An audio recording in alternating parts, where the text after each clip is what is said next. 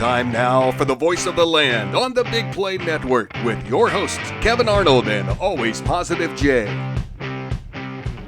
We also know that the playoffs are a different animal. So they've seen everything. They've overcome a lot of adversity. And everybody, fan, short for fanatic, we all want to talk about and you can kind of see that Lombardi trophy down the line. Like those are real visions I know fans are having.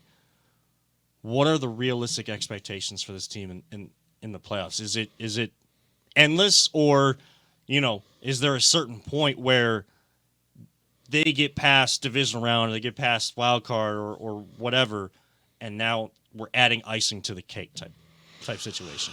They can go as far as they want. Like I said earlier, the only team that's going to really beat them is them. You know what I mean? I feel like they go out there and play mistake-free football and just play balls to the wall. I don't think nobody can beat them. Jay? I'm totally in agreement. Like I said, we've beaten everybody that's the so-called superpower number one in the power rankings. Guess what? This is a different year than I've ever seen. I got 20 different injured quarterbacks, it feels like, across the league. It's the year of the backups, and we got the best damn one going right now. We have the hottest quarterback going in the NFL. It's like our defense is balling out. Like, who are you really afraid of? We beat the Ravens. Like, I ain't afraid of them. There really is no team you should be afraid of. Yeah, because, again, what they've had to endure this season with the injuries, adversity, and still being able to win. I mean, there's a reason why young guys like Ronnie Hickman can come in and get a pick six or can play just as good as, Juan Thornhill or whoever is missing in the back end because of going all the way back to Greenbrier, that camaraderie and the defense kind of coming together first, and now the offense has been slowly coming together. They've had to piece things together, and now there's been more consistency week to week to week with Flacco. So there really is no one to be afraid of. And basically, Tom Brady is retired. Right. And you look back in time, that dude was in almost every Super Bowl, it feels like. And the reason why I can realistically say, not just as a fan, like wanting to go to a Super Bowl and wanting to get off that list of one of the only 4 teams to never go to one, and why I think that is, as long as you're in the dance, you got a chance type mentality this team can take, is as much as now the praise is starting to rise back up for this team, this defense, what they're doing, what Flacco is doing, as much as that's starting to come back up, not just from a local standpoint, but a national standpoint, I think Jim Schwartz, Kevin Stefanski, this coaching staff caught, especially the defense's attention, but the entire team's attention when they started off real hot as a defense. They were on pace for historic type numbers, especially in this new offense, favorable NFL that we see. They started smelling themselves, I think, a little bit. And the attention was caught. They learned their lesson. And now, that focus really is on the task at hand. Yeah. In Berea, the task at hand is the Cincinnati Bengals. Oh, yeah. And that's all they want to talk about. Until they're past that game and the matchups come out, they know who they're facing and win, they're not going to talk about the AFC South and whoever's going to come out of there. This team won't do that.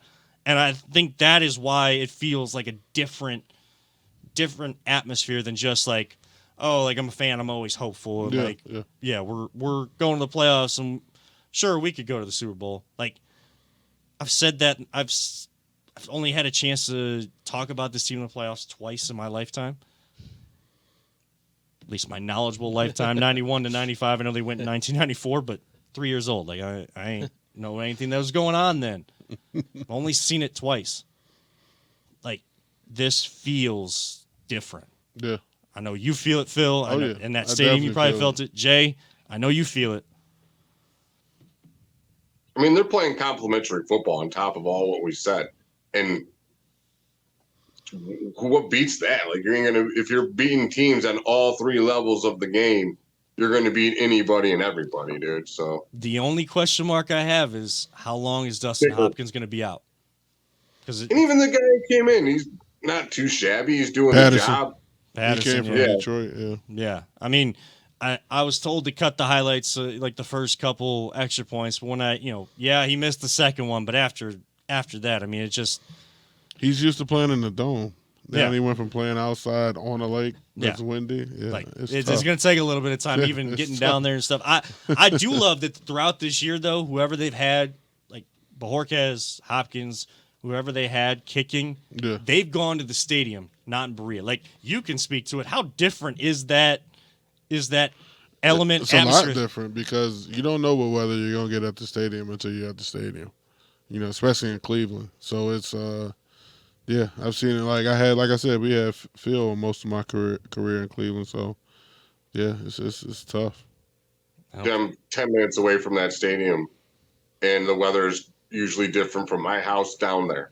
Yeah. So when I get down there, like I got my raincoat and rain jacket 90% of the time stuffed in my jacket. I'm ready for any kind of weather because it can change at any given moment off that lake. Hey, It is an unforgiving lake.